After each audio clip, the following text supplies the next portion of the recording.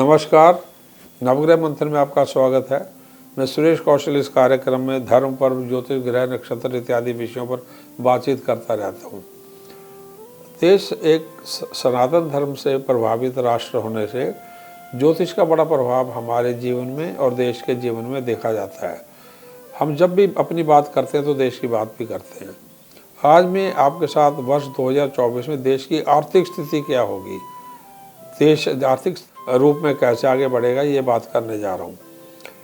आप हमारे नवग्रह मंथन जो चैनल है इसको बेल आइकॉन दबाकर इसको आप सब्सक्राइब करें, इसमें आप इसको लाइक करें, इसको जो आप शेयर करें और अपने कमेंट्स दें। आर्थिक भविष्य फल भारत के लिए 2024। भारत की जन्म कुंडली क्या है? 15 अगस्त 1947 को मध्य रात्रि 12 बजे देश का जन्म हुआ था। दिल्ली को हम जन्म स्थान मानते हैं। इस प्रकार की कुंडली बनी थी।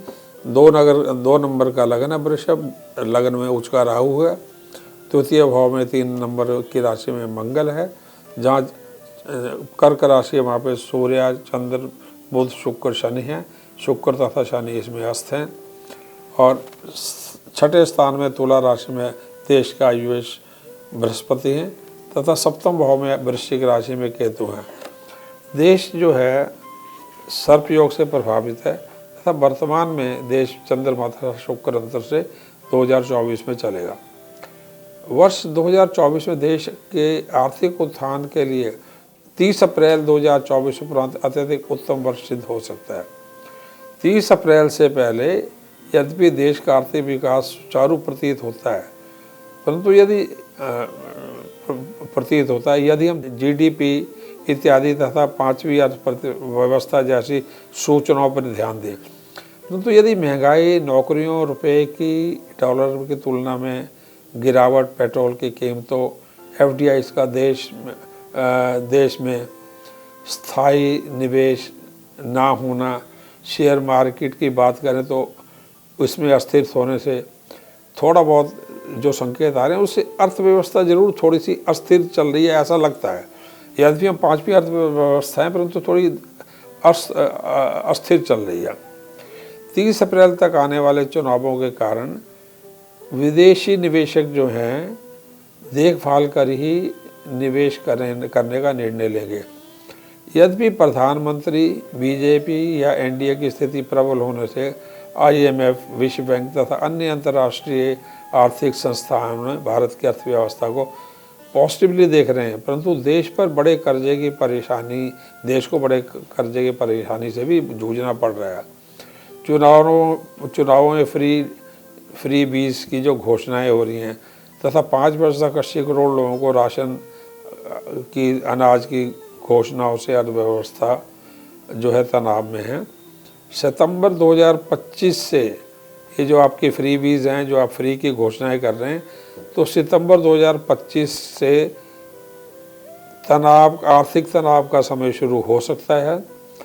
इस समय में जो आपने फ्री बीज कर रहे हैं उसका साक्षात रूप से कर्जे से देश को जूझना पड़ सकता है 2025 से 32 के समय में। अतः ये जो अभी समय चल रहा है जनवरी से अप्रैल में, इस प्रकार की अस्थिर स्थिति चल रही है। इसका दूरगामी परिणाम 2025 सितंबर 2025 के उपरांत देखने को मिल सकता है। परंतु गुरु का 30 अप्रैल को होने वाला वृषभ राशि में भ्रमण देश की धन स्थिति, आर्थिक ढांचे के हेतु अत्यधिक उत्तम होगा। वर्षांत तक देश 4 बड़ी अर्थव्यवस्थाओं में बदल चुका। चौथी बड़ी अर्थव्यवस्था में देश 5 में से चौथे में पहुंच चुका होगा। चौथी बड़ी अर्थव्यवस्था बन चुका होगा।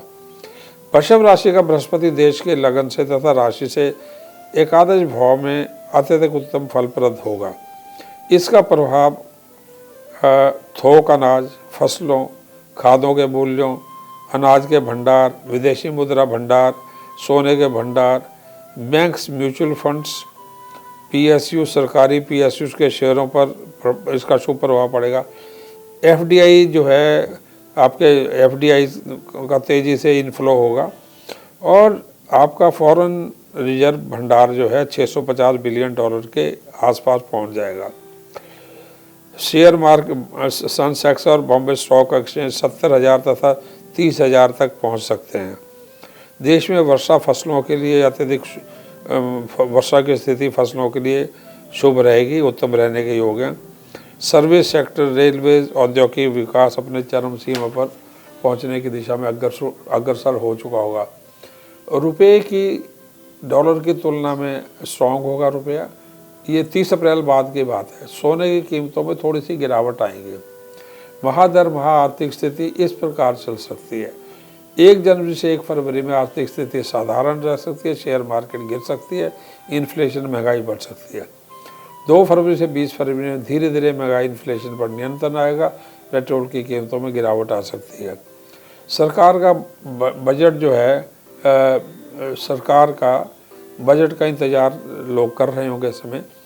20 फरवरी से 25 मार्च में महंगाई इन्फ्लेशन नियंत्रण में रहेगी, शेयर मार्केट तेज़ी से आगे बढ़ रही होगी, वाहन संपत्ति सोने की खरीद में तेज़ी होगी, महंगाई नियंत्रण में रहेगी। 26 मार्च से 9 अप्रैल में एफडीआई निवेशक जो हैं अपने धन को निकाल सकते हैं, निकासी कर सकते हैं, एफडीआई अपने निकासी कर सकते हैं। शेयर मार्केट थोड़ी गिर सकती है, आर्थिक स्थिति थोड़ी ही निर्बल हो सकती है, महंगाई बढ़ सकती है। इसके उपरांत 8 से 25 मार्च का एक समय जिसमें 8 से 25 मार्च के महंगाई नियंत्रण में तथा शेयर मार्केट दोबारा प्रगति पर आ सकता है। 8 से 25 मार्च में महंगाई नियंत्रण में तथा शेयर मार्केट दोबारा प्रगति करना शुरू करता है। 11 मई से 31 मई में दोबारा जो है ये इसमें चुनावों के नतीजे आ चुके होंगे, नई सत्ता आ चुकी होगी, प्रधानमंत्री का पद आ चुका जो नए प्रधानमंत्री सत्ता ले चुके होंगे। तो 11 से 31 मई के बीच में महंगाई, इन्फ्लेशन का बढ़ना, रुपए का कमज़ोर होना, एफडीआई द्वारा निकासी करना और शेयर का मार्केट में गिरावट हो सकती है। क्योंकि नई गवर्नमेंट होगी तो अभी मंत्रालय बनना है, सब कुछ होगा, तो शायद ये कारण हो सकते हैं इसके लिए। इसके उपरांत ये शेयर मार्केट में गिरावट हो सकती है। 30 अप्रैल को जैसे बृहस्पति देश की कुंडली में लगन में आते हैं, ये लगभग 1 वर्ष के लिए मई 2025 तक, पर विशेष करके 31 दिसंबर तक आर्थिक व्यवस्था के जितने भी सूचांक हैं ये धीरे धीरे स्थिर होने की दिशा में बढ़ जाएंगे, स्थिर होने आरंभ हो जाएंगे। 1 जून से 10 अक्टूबर तक अर्थव्यवस्था तेजी से आगे बढ़ेगी। सभी आर्थिक पैरामीटर्स उत्तम तथा अति उत्तम, उत्तम से अति उत्तम के संकेत देंगे। जीडीपी 7 से 7.5% की दर से तथा 4 सितंबर से 29 अक्टूबर में 8% की दर से आगे बढ़ सकती है, जबकि अभी ऐसे कोई संकेत नहीं मिल रहे हैं। 24 अप्रैल से 7 जुलाई शुक्र राष्ट्र के कारण शुभ संस्कार वर्जित होने से दोपहिया वाहनों, कारों, सोने, कपड़ा, ब्रांडेड वस्तुएं, होटल, खान पीन जैसे बैंकेट हॉल इत्यादि हैं और अल्कोहल, इनसे जो जुड़े व्यवसाय हैं और विवाह संबंधित वस्तुओं की जो डिमांड कम होने से अर्थव्यवस्था पर थोड़ा सा असर आएगा।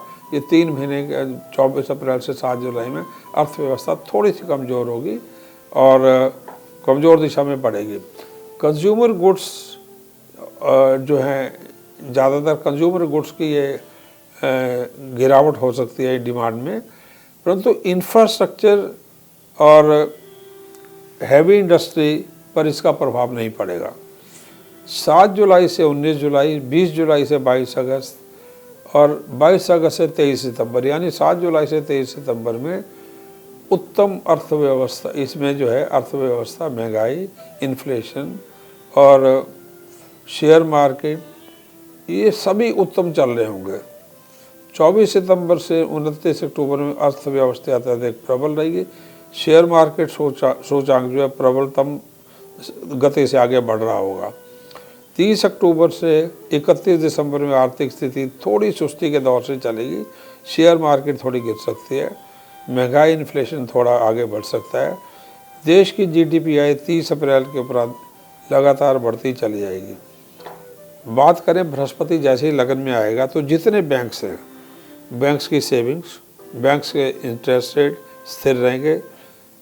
बैंक्स के लॉसेस स्थिर रहेंगे। बैंक जो है प्रगति करते जाएंगे, बैंकों की इनकम बढ़ेगी, इंटरेस्ट रेट स्थिर रहेंगे, म्यूचुअल फंड्स बहुत बढ़िया जा रहे होंगे, सभी बढ़ोतरी की तरफ बढ़ रहे होंगे। आरबीआई जो है ये अपने रेपो रेट इत्यादि जो है बड़े इस प्रकार आरबीआई के डिसीजन होंगे कि जैसे बढ़ती अर्थव्यवस्था के लिए वो ज़रूरी होते हैं। बढ़ोतरी की तरफ ये म्यूचुअल फंड्स, बैंक सभी कुछ आगे बढ़ेगा। सोने की कीमतें स्थिर रहेगी, सोने की कीमतें स्थिर रहेंगी। इंफ्रास्ट्रक्चर तेज़ी से आगे बढ़ रहा है, कीमतें स्थिर रहेंगी। अनाज का तथा थोक बाज़ार जो है, थोक मार्केट जो है स्थिर रहेगी। एक प्रकार से अप्रैल उपरांत देश जो है एक सर्वश्रेष्ठ समय से गुजरेगा। हो सकता है कि दिसंबर आते आते, सितंबर अक्टूबर तक आते आते देश चौथी अर्थव्यवस्था बन जाए। धन्यवाद, नमस्कार।